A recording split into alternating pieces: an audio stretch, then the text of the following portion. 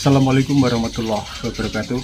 Ketemu lagi dengan Ripka Suyono, masih di channel Suyono Listrik.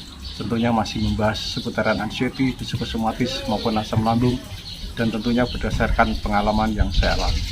Apa kabar Anda semua? Saya doakan semoga Anda diberi kesehatan, baik sehat jasmani maupun jiwani, dilindungi Allah dimanapun kapanpun, dan segera lepas dari anxiety, psikosomatis maupun asam lambung. Yang baru bergabung, silahkan Anda tonton video saya yang dulu-dulu, dan kalau belum subscribe silahkan subscribe, like, dan share ke sesama orang penderita anxiety, psikosomatis maupun asam lambung. Masih kelihatan pucat ya?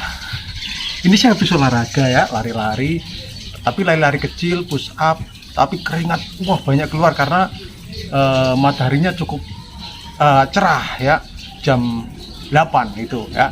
Saya lari-lari, berputar-putar, alhamdulillah keringat keluar semua. Saya paksa ya, karena apa? Begini ya, saya dulu pun setelah saya tahu kalau kena anxiety, psikosomatis, itu saya punya prinsip begini. Saya diam di rumah, keadaan saya juga begini. Saya di luar, keadaan saya juga begitu. Jadi ada dua pilihan.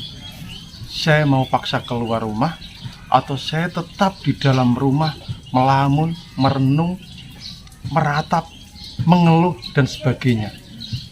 Begitu. Nah, di hadapan dua pilihan itu, terus saya begini. Jadi saya punya prinsip. Saya di rumah, ya, berdiam diri, merenung, meratap, mengeluh. Apa yang saya dapatkan? Tidak ada, kecuali saya harus setiap hari menikmati sensasi-sensasi itu. Saya yakin Anda pun mau diam diri di rumah, mau di mana, itu saya yakin juga masih merasakan sensasi itu, apalagi kecemasan. Kalau semakin kita sering di dalam rumah, melamun ya, melamun, ingat ya, melamun itu ya, melamun itu pikiran itu kosong ya. Jadi kenapa orang melamun itu kadang panca inderanya tidak berfungsi dengan normal ya? Misalnya ada suara aja kadang nggak dengar, dipanggil aja nggak dengar. Orang melamun itu ada lewat di depannya pun nggak tahu begitu. Nah, itulah melamun. Panca indera kadang nggak bekerja.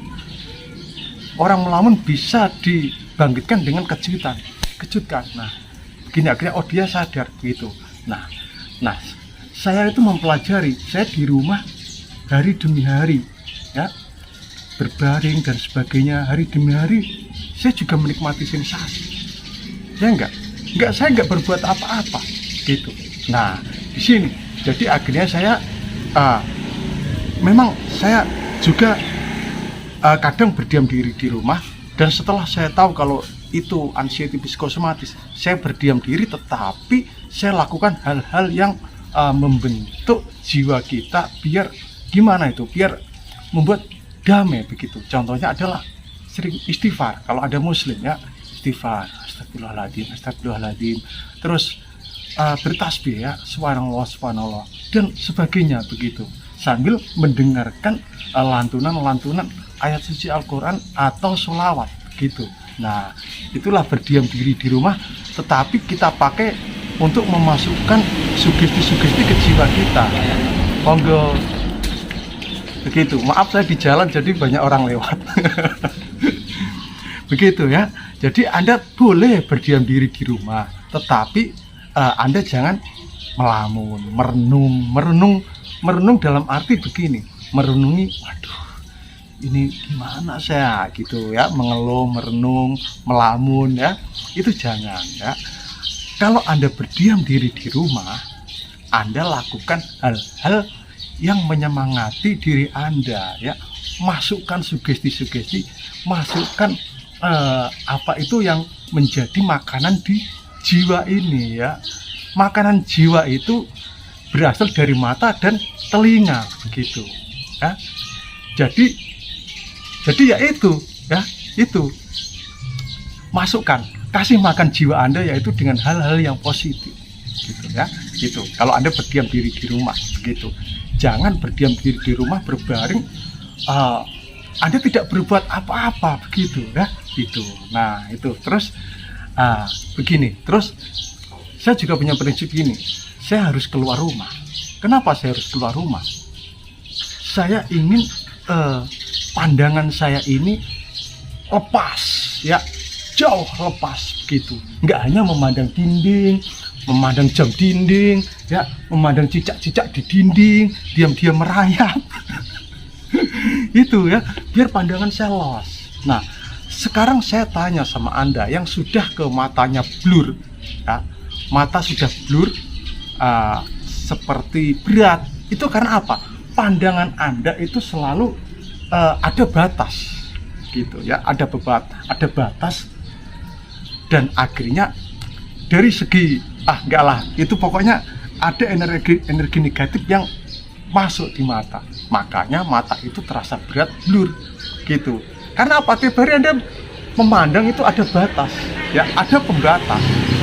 Nah, lain halnya kalau kita memandang los, misalnya kita di pegunungan, los pandangan kita, memandang ke atas, ya, los jauh, laut kita pandang, hamparan cakrawala itu kita pandang, los, begitu ya, itu. Terus saya harus bersosialisasi dengan teman-teman, bersosialisasi dengan tetangga saya. Kenapa begitu? Nah, karena begini, ya, kalau kita sering bersosialisasi dengan orang-orang di sekitar, nanti rasa percaya diri kita akan tumbuh.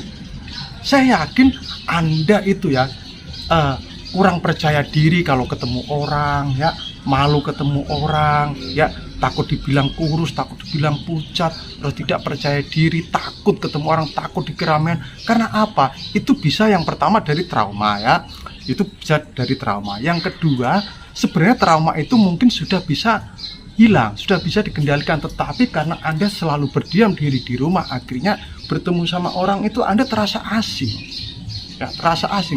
Orang melihat Anda itu jadi aneh. Kenapa? Karena Anda itu ya, orang itu tidak sering bertemu dengan Anda. Lama Anda melamun di rumah, keluar ketemu seorang, akhirnya orang banyak bilang, "Loh, kamu sekarang kok berubah?" Nah, itu lain halnya kalau kita sering ketemu begitu.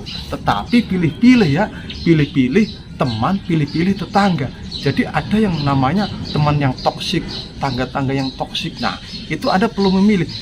Nanti dibilang sombong, Pak, biarin. Karena apa? Begini, kalau Anda sering berkumpul dengan orang yang suka gibah, suka ngomongin orang, ceritanya sudah muluk-muluk yang membuat Anda jengkel. Nah, itu bukan makanan Anda, ya, bukan makanan Anda. Kalau Anda dibilang sombong, maaf, itu bukan makanan saya, gitu, bukan makanan jiwa saya, gitu. Karena apa? Begini, ingat ya, makanan di jiwa Anda itu adalah dari telinga dan mata. Coba kalau Anda sering mendengar orang yang berbicara begini, yang ya serba negatif, nah, itu jiwa Anda makannya ya itu terus, begitu. Nah, Anda boleh dibilang sombong. Apakah Anda sombong? Tidak. Sekarang saya umpamakan gini, kucing, nasi padang enak enggak? Enak kan nasi padang. Coba Anda kasih kucing, mau enggak kucing itu?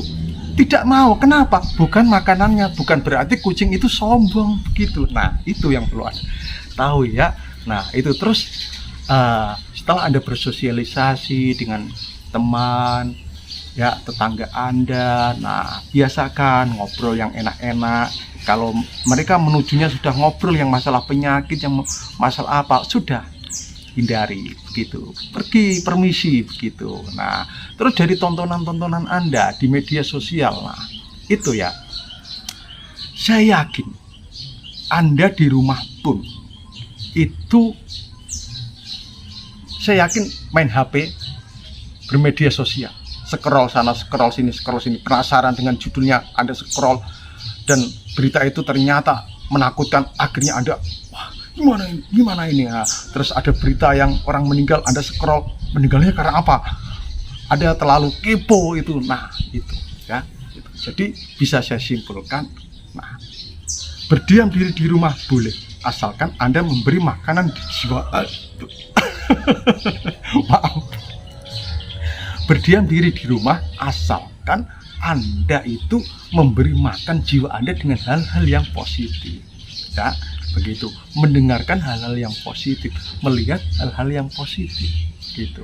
Nah, jangan terlalu diam diri di rumah karena apa? Pandangan Anda terbatas. Yang kedua, sering keluar rumah, pandangan Anda itu tertuju yang tak terbatas, tidak ada pembatas pandangan Anda itu. Nah, luas pandangan Anda. Itu ya, sering bersosialisasi dengan teman dan masyarakat. Tentunya di sini Anda harus bisa memilih dan memilah gitu ya. Anda dibilang sombong? Tidak, itu tidak sombong. Karena apa? Apa yang misalnya teman Anda toksik ya, tangga Anda toksik, itu bukan makanan jiwa Anda. Jadi Anda tidak sombong ya. Itu sementara Anda begitu. Nanti kalau sudah recovery, sudah itu ya silahkan, tetapi tetap hindari orang-orang yang toksik ya. Anda banyaklah nonton video saya ya. Sudahlah, itu saya katakan dengan sejujur-jujurnya gitu ya. Tetap semangat ya kawan ya. Jadi prinsip Anda harus punya prinsip begini. Saya diam diri di rumah juga begini. Saya keluar di rumah juga merasakan sensasi. Tetapi Anda harus punya pilihan. Anda ingin berdiam diri di rumah merasakan sensasi itu terus-menerus, atau Anda keluar rumah merasakan sensasi juga. Nah, itu ada dua pilihan itu ya. Hanya ada dua pilihan. Anda pilih saja. Tetapi kalau kita cerdas, saya ini kan orang cerdas ya. Enggak. Kalau kita cerdas, saya diam diri di rumah melamun, apa yang saya dapatkan? Enggak ada. Ya, enggak ada yang Anda dapatkan. Kalau Anda sering keluar rumah, saya yakin banyak pelajaran yang akan Anda temukan. Gitu. Ya. Jadi tetap semangat, sabar menghadapi itu. Badai pasti berlalu dan semua akan indah pada waktunya. Salam sehat dari Bribka Suyono. Wassalamualaikum warahmatullahi wabarakatuh.